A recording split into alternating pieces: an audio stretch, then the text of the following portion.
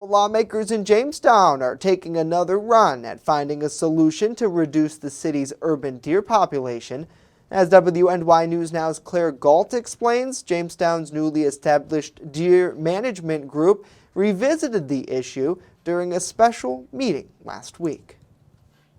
And watched 9 deer walk in single file down the sidewalk on Pershing Avenue, heading west to east. At 5 o'clock this afternoon, I had 5, including that doe I mentioned last month that has a broken leg. She with a group of 5 other deer were in our backyard. There's a consensus among the group that action needs to be taken.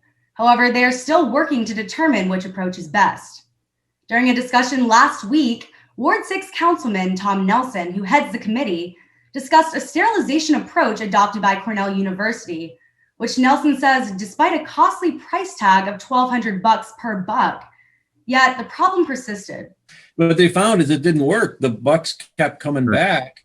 In November, the city council discussed permitting licensed archers to undertake controlled hunts on city-owned property. However, the resolution on the matter was voted down. Nelson notes hunting is not permitted in Jamestown, and deer seem to realize it. The result is what he calls a great nuisance to residents, who fear the animals could spread Lyme disease and cause car accidents. CJ Winward, a biologist who attended the work session, discussed how a similar problem was addressed in northern Philadelphia.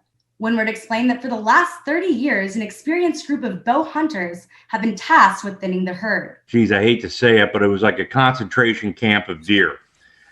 We brought hunters in and we brought our weights up. Now they're in line with what we call cultural carrying capacity. There's still too many deer, but they're manageable right now. Another biologist who spoke to the council, Ryan Rockefeller, addressed instituting a bait and shoot program. Rockefeller noting deer damage permits have been issued to at least half a dozen New York State municipalities, mostly in Erie County. He added that a program is feasible for Jamestown and may be necessary to curtail the population. It may be something you need to look at least to get things steered in the right direction. Despite his advice, not all agree that lethal measures are the best way to go. Nelson noted the continued reluctance by some council members and the city's police chief to pursue the route. If lethal procedures were adopted, he says timing would be a major factor for many council members. From a council standpoint, I think waiting till later would be more palatable to the council members who would rather see, okay, our parks are closed now and there's less likely people out there. Nelson says the next step should be to talk to the police chief and other members of the city council, as well as the residents of Jamestown.